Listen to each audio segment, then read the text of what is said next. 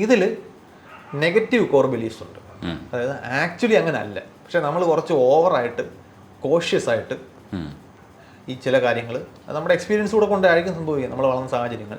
ഇപ്പോൾ ഉദാഹരണത്തിന് ഈ ലോകത്തെ മനുഷ്യരാരും ശരിയല്ല, ആരെയും വിശ്വസിക്കുക. ഇങ്ങനെ ഒരു ധാരണ കൊണ്ടു നടക്കുന്ന ഒരാൾ, അതൊരു കോർ ബിലീഫായിട്ട് കൊണ്ടു നടക്കുന്ന അയാൾക്ക് മനസ്സിലാവില്ല അയാൾ അങ്ങനെ ഒരു ധാരണ കൊണ്ടു നടക്കുന്നു. കാരണം അയാളുടെ ഭയങ്കര പ്രിമിറ്റീവ് തോട്ടാണ്. അതിൻ്റെ അടിസ്ഥാനത്തിൽ അയാൾ ഒരു ഇൻ്റർമീഡിയറ്റ് ബിലീഫ് ഉണ്ടാക്കി വെച്ചിട്ടുണ്ട്. ആരെങ്കിലും വന്നൊരു കാര്യം പറഞ്ഞാൽ ഉടനെ അത് വിശ്വസിക്കരുത്. കാരണം എന്താണ്, അകത്ത് കിടക്കുന്ന ബിലീഫ് ഒരാളും സത്യസന്ധരല്ല. അപ്പോൾ വിശ്വസിക്കരുത്. അപ്പോൾ വിശ്വസിക്കാത്ത ഒരാളെ പോലെ ആയിരിക്കും അയാൾ. ഇപ്പോൾ ഒരു സെയിൽസ്മാൻ ഒരു സാധനം വിൽക്കാൻ കഴിഞ്ഞാൽ ഉടനെ അവൻ പറ്റിക്കാനാണ് വരുന്നതെന്നായിരിക്കും നമ്മൾ അങ്ങനെ അടിസ്ഥാനം ഇവിടെ ഒന്നും വേണ്ട അങ്ങനത്തെ പ്രതികരണങ്ങൾ വരുന്നത് നമ്മൾ ഉറപ്പിച്ചു കഴിഞ്ഞു. എന്താണ്, ഇയാൾ ശരിയല്ല, ഇയാളെ വിശ്വസിക്കാൻ കൊള്ളത്തില്ല.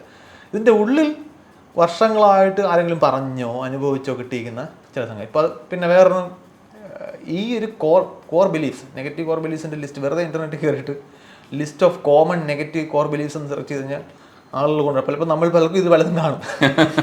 പക്ഷെ അതിൻ്റെ അടിസ്ഥാനത്തിൽ നമ്മൾ ഇൻ്റർമീഡിയറ്റ് ബിലീഫ് ഉണ്ടാക്കി ആ റൂൾസിൻ്റെ അടിസ്ഥാനത്തിലാക്കി നമ്മൾ ഓട്ടോമാറ്റിക്കായിട്ട് സാഹചര്യങ്ങളോട് പ്രതികരിക്കണം. ഈ നമ്മൾ ഈ മനസ്സിൽ കൊണ്ടു നടക്കുന്ന കോർ ബിലീഫ്സ് എത്രത്തോളം യാഥാർത്ഥ്യത്തിന് നിരക്കാത്തതാണോ അത്രത്തോളം നമ്മുടെ പെരുമാറ്റത്തിലും ആ ഒരു വ്യത്യാസം ഉണ്ടാകും.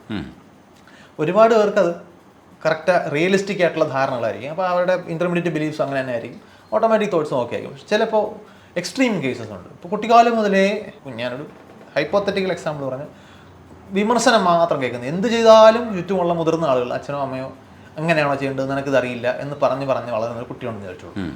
ആ കുട്ടി കരുതുന്നത് എന്നെ കൊണ്ടൊന്നിനും കൊള്ളില്ല.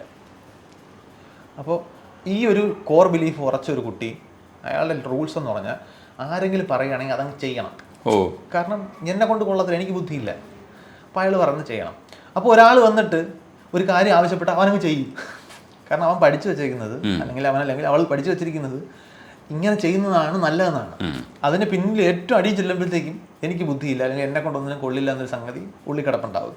അപ്പോൾ ഇത് നാളെ അയാൾ പീപ്പിൾ പ്ലീസറായിട്ട് മാറ്റാനുള്ള സാധ്യതയുണ്ട്. ആര് പറഞ്ഞാലും അയാൾ ചെയ്യും. അയാൾ നോ പറയത്തില്ല. കാരണം അയാൾ വരുന്ന അയാൾക്ക് നോ പറയാനുള്ള യോഗ്യതയില്ല. നോ പറയുന്നത് നിങ്ങൾ പറയുന്നത് തെറ്റാണ് എന്ന് പറയണമെങ്കിൽ അസസ് ചെയ്യാനുള്ള കഴിവ് വേണം. എനിക്കതില്ല. ഇതൊരു നെഗറ്റീവ് കോർ ബിലീഫ് ഇങ്ങനെ വരുന്നതാണ്. ഇത് ചിലപ്പോൾ എവിടുന്നാണ് വരുന്നത് നമുക്ക് ഐഡൻറ്റിഫൈ ചെയ്യാൻ പറ്റില്ല. ഒരു പ്രൊഫഷണലായിട്ടൊരാൾ ഒരു മനുഷ്യൻ ഇങ്ങനെ ഒന്ന് പറയുകയാണ്, അയാൾ ഇത് മിക്കവാറും ചെന്നെത്തുന്നത് വല്ല ആങ്സൈറ്റി ഡിസോർഡറിലോ ഒക്കെ ആവുമ്പോഴാണ് ഇയാൾക്കിത് ബുദ്ധിമുട്ടായിട്ട് തോന്നുന്നത്. നമ്മൾ പലർക്കും ഇതുണ്ടാവും. പക്ഷെ നമ്മുടെ ജീവിതത്തിലെ നോർമൽ ഫങ്ഷനിങ്ങിനെ നെഗറ്റീവായിട്ട് ബാധിക്കുന്ന രീതിയിൽ അത് വലുതായിട്ടുണ്ടാവില്ല. പക്ഷെ ചില സാഹചര്യങ്ങളിൽ ചില ആളുകൾക്ക് അത് വളരെ, അപ്പോൾ അവർക്ക് ഭയങ്കരമായിട്ടുള്ള പ്രൊഫഷണൽ ലൈഫിലോ ഒരു സ്റ്റുഡൻ്റ് ആണെങ്കിൽ അയാളുടെ എഡ്യൂക്കേഷനിലോ കരിയറിലോ ഒക്കെ വലിയ തടസ്സങ്ങൾ ഉണ്ടാക്കും തോന്നിക്കഴിഞ്ഞാൽ അയാൾക്കത് ബുദ്ധിമുട്ടുണ്ടാകും. അതിൽ കുറച്ച് വളരെ അപൂർവം ആൾക്കാർ ചിലപ്പോൾ ഇതിൻ്റെ പ്രൊഫഷണൽ ഹെൽപ്പ് തേടുന്നതിനെ കുറിച്ച് ആലോചിക്കും. അപ്പോൾ പ്രൊഫഷണൽ നോക്കുമ്പോഴത്തേക്കും ചോദിക്കും അയാൾ എന്തിനാണ് നിങ്ങൾ ഇന്ന സാഹചര്യങ്ങൾ എങ്ങനെയാണ് പ്രതികരിക്കുന്നത്. വെറുതെ ജീവിതത്തിലെ കാര്യങ്ങളൊക്കെ സംസാരിക്കുമ്പോൾ അയാൾക്ക് മനസ്സിലാവും ഇയാൾ എല്ലാ സാഹചര്യങ്ങളിലും ഇതുപോലെ നോ പറയാൻ മടിക്കുകയാണ്. ഇതൊരു കോമൺ സിറ്റുവേഷൻ ആണ്. മിക്കവാറും വലിയ പ്രൊഫഷണൽ എനിക്ക് പോലും മനസ്സിലാവും. കാരണം ഇതൊരു കോമൺ കാര്യമാണ്. ഞാനൊരു വിദ്യാർത്ഥികളെ കാണുന്ന അധ്യാപകൻ എന്ന നിലയിൽ ഞാൻ സ്ഥിരം കാണുന്നതാണ്. ഒരുപാട് വിദ്യാർത്ഥികൾ അങ്ങനെ ഉണ്ട്. ഞാൻ അവരുടെ ബോഡി ലാംഗ്വേജ് ഒക്കെ ശ്രദ്ധിക്കുമ്പോൾ അവർക്കറിയാം അവർ എപ്പോഴും ഇങ്ങനെ പേടിച്ച് ഇപ്പോൾ ടീച്ചർ ക്വസ്റ്റ്യൻ ചോദിക്കുമ്പോൾ പെട്ടെന്ന് അവരുടെ കൈകൾ നോക്കിയാൽ മതി, അവരിങ്ങനെ വിറയ്ക്കുകയോ ഒക്കെ ചെയ്യും. അതൊരു ആങ്സൈറ്റിയുടെ ടിപ്പിക്കൽ ലക്ഷണമാണ്. അപ്പോൾ അവരുടെ ഉള്ളിൽ എവിടെയോ ഇങ്ങനെ ഒരു സംഗതി നോ പറയാൻ മടി, അല്ലെങ്കിൽ സിറ്റുവേഷനോട് എങ്ങനെ പ്രതികരിക്കണം എന്നറിയില്ല. പിന്നിലേക്ക് ചോദിച്ചു വരുമ്പോഴത്തേക്കും ഇവർ ജനറലി അങ്ങനെയാണ് ചെയ്യുന്നത്.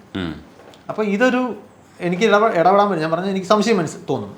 ഒരു തെറാപ്പിസ്റ്റിൻ്റെ അടുത്ത് ചെല്ലുമ്പോൾ ഒരു പ്രൊഫഷണലായിട്ടൊരു ആളിന് സംസാരിച്ച് കഴിയുമ്പോൾ മനസ്സിലാവും ഇയാളുടെ ചിന്താഗതിയിൽ എന്തൊക്കെയാണ് പ്രശ്നങ്ങളുള്ളത്. ചിലപ്പോൾ ഇതൊരു റിയലിസ്റ്റിക് ആയിട്ടുള്ള തോട്ടേ അല്ല. കാരണം അയാൾ ഒരുപാട് കാര്യങ്ങളിൽ അയാൾക്ക് ടാലൻറ്റഡ് ആയിട്ടുള്ള അല്ലെങ്കിൽ അയാൾക്ക് പെർഫോം ചെയ്യുന്ന ഏരിയകളുണ്ട്. പക്ഷെ അയാൾ ശ്രദ്ധിക്കുന്നില്ല. നമ്മുടെ മൈൻഡിൽ നമ്മൾ കോഗ്നിറ്റീവ് ബയാസുകളെ കുറിച്ച് പറയുമ്പോൾ ശ്രദ്ധിച്ചിട്ടുണ്ടല്ലോ, നമ്മളുടെ ഉള്ളിലിരിക്കുന്ന ധാരണകളെ ശരിയാക്കുന്ന കാര്യങ്ങൾ മാത്രമേ നമ്മൾ ശ്രദ്ധിക്കൂ. അപ്പോൾ അയാൾ എവിടെയെങ്കിലും ഒരിടത്ത് നെഗറ്റീവ് അഭിപ്രായം കിട്ടുന്നുണ്ടെങ്കിൽ അയാൾ അതെല്ലാം ശ്രദ്ധിച്ചു വെക്കും. പക്ഷെ ആരെങ്കിലും അയാളെ കുറിച്ച് പോസിറ്റീവായിട്ട് പറഞ്ഞാൽ അയാൾ ശ്രദ്ധിച്ചിട്ടേ ഉണ്ടാവില്ല. കാരണം അയാൾ ഉള്ളിലിരിക്കുന്ന വിശ്വാസം മോശമാണ്, ഞാൻ മോശമാണെന്നുള്ളതാണ്. There is something wrong with me, ഇങ്ങനെയൊക്കെ ആയിരിക്കും. അപ്പോൾ അയാൾ അതിനുള്ള തെളിവുകളെല്ലാം ശേഖരിച്ച് വെച്ചിട്ടുണ്ടോ. അപ്പോൾ തെറാപ്പിസ്റ്റ് പറയുന്നത് ഓരോരോ സിറ്റുവേഷൻസ് ആയിട്ട് എടുത്തിട്ടിട്ട് ഇവിടെ നിങ്ങളുടെ ടീച്ചർ നിങ്ങൾ അപ്രീഷിയേറ്റ് ചെയ്ത് നിങ്ങൾ ശ്രദ്ധിച്ചോ ചിലപ്പോൾ അത് എഴുതി വെക്കാൻ പറയും. അപ്പോൾ അയാൾ എഴുതി വെക്കുമ്പോഴത്തേക്കും അയാളുടെ മനസ്സിലത് കുറച്ചുകൂടെ ശ്രദ്ധിക്കാൻ തുടങ്ങും. അപ്പോൾ എന്നെക്കുറിച്ച് പോസിറ്റീവായിട്ടുള്ള കാര്യങ്ങളും പറയപ്പെടുന്നുണ്ട്. അത് മനസ്സിൽ പതിയുമ്പോൾ നമ്മൾ തന്നെ നമ്മളെ മനസ്സിൽ പഠിപ്പിക്കുകയാണ്. അപ്പോൾ അയാൾക്ക് പൊതുവെ ഈ ധാരണ ഷെയ്ക്ക് ചെയ്യാൻ തുടങ്ങും, ഞാൻ അത്ര മോശമൊന്നുമല്ല. ഇതാണ് കോഗ്നിറ്റീവ് റീസ്ട്രക്ചറിങ് എന്ന് പൊതുവെ സൈക്കോളജിക്കാരുടെ ഭാഷയിൽ പറയുന്നത്. അതായത് നമ്മുടെ മനസ്സിലിരിക്കുന്ന സ്ട്രക്ചറിനെ നമ്മളൊന്ന് അത് എങ്ങനെയോ നമ്മളുടെ എക്സ്പീരിയൻസ് കൊണ്ട് അൺറിയലിസ്റ്റിക് ആയിട്ടുള്ള കുറേ ധാരണകൾ നമ്മൾ ഉണ്ടാക്കി വെച്ചിട്ടുണ്ട്. അത് നമ്മുടെ ജീവിതത്തിൽ ബുദ്ധിമുട്ടുകൾ ഉണ്ടാക്കുന്നു. ആ ധാരണയെ തിരുത്താൻ ശ്രമിച്ചു കഴിഞ്ഞാൽ ഈ ബുദ്ധിമുട്ടുകൾ പരിഹരിക്കാം. ഇതാണ് സൈക്കോളജിയിലെ അപ്രോച്ച്. ചിലയിടങ്ങളിൽ ഇത് ഫിസിയോളജിക്കൽ സിംറ്റംസ് ആയിരിക്കും. ഇപ്പോൾ ആങ്സൈറ്റി എന്ന് പറഞ്ഞു കഴിഞ്ഞാൽ നമുക്ക് പെട്ടെന്ന് ഈ സ്ട്രെസ് ഹോർമോണൊക്കെ റിലീസ് ചെയ്യും. മസ്തിഷ്കത്തിലെ ചില ഭാഗങ്ങൾ നമ്മൾ ചിന്തിക്കുക എന്ന് പറഞ്ഞാൽ എന്താണ്, ന്യൂറോണുകൾക്കിടയിൽ ന്യൂറോണൽ സിഗ്നൽ ഫയർ ചെയ്തുകൊണ്ടിരിക്കുകയാണ്. അപ്പോൾ നമ്മൾ ഭയങ്കര ആക്റ്റീവായിട്ടൊരു വിഷയത്തെക്കുറിച്ച് സംസാരിച്ചുകൊണ്ടിരിക്കുകയാണ്, അല്ലെങ്കിൽ നമ്മളൊരു വിഷയം അലട്ടുകയാണെന്നുണ്ടെങ്കിൽ ബേസിക്കലി ന്യൂറോൺ ഇങ്ങനെ ഫയർ ചെയ്തുകൊണ്ടിരിക്കുകയാണ്. ന്യൂറോൺ ഇങ്ങനെ ഫയർ ചെയ്തുകൊണ്ടിരിക്കുന്നത് കുറങ്ങാൻ പറ്റില്ല ചിലപ്പോൾ. അപ്പോൾ ഉറക്കം നഷ്ടപ്പെടും. ഇപ്പം ആങ്സൈറ്റിയുടെ ഒക്കെ സിംറ്റംസ് ചിലപ്പോൾ ഹാർട്ട് ബീറ്റ് കൂടുതലായിരിക്കും.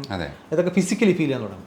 അപ്പോൾ അത് ചിലപ്പോൾ ഈ ഒരാൾ പറഞ്ഞ് അയാളെ ഡീൽ ചെയ്യിക്കുന്നതിനേക്കാളും കുറച്ചുകൂടെ സഹായിക്കുന്നത് അവിടെ അതിന് പറ്റിയൊരു മെഡിസിനോടെ കൊടുത്തു കഴിഞ്ഞാൽ അയാളുടെ ഈ ഒരു സ്ട്രെസ്സ് കാരണം അയാൾക്കുണ്ടാകുന്ന ബുദ്ധിമുട്ട് കുറച്ചിട്ട് അതിനോടൊപ്പം അയാൾക്ക് കുറച്ചുകൂടെ കാമായിട്ട് ഈ അയാളുടെ തോട്ട്സിനെ മോണിറ്റർ ചെയ്യാനുള്ള ശേഷി. ഇതാണ് ആ കമ്പൈൻഡ് യൂസ്.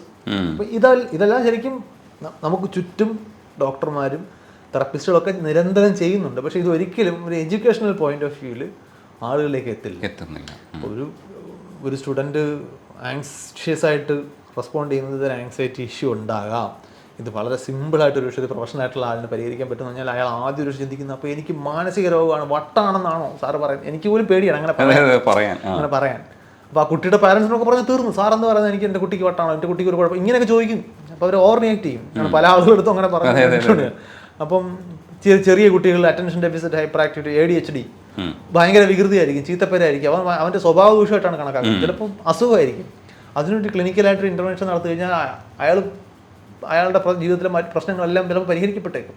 പക്ഷെ അതിനെ കാമായിട്ട് അല്ലെങ്കിൽ അതിനെ ഒരു റിയലിസ്റ്റിക് ആയിട്ട് സമീപിക്കാനുള്ളൊരു അവയർനെസ് നമുക്ക് ചുറ്റുമില്ല. അത് നമ്മളിങ്ങനെ നിരന്തരം പറഞ്ഞുണ്ടാക്കിക്കൊണ്ടിരിക്കുക എന്നുള്ളത് മാത്രമേ ഉള്ളൂ മാർഗം. ചിലപ്പോൾ സന്തോഷം വന്നാൽ പോലും നമ്മൾക്ക് ഉറങ്ങാൻ പറ്റില്ല എന്ന് വരും. അത് ഈ നമ്മുടെ ബ്രെയിൻ ഇങ്ങനെ ആക്റ്റീവായിട്ടിരിക്കുകയാണ്.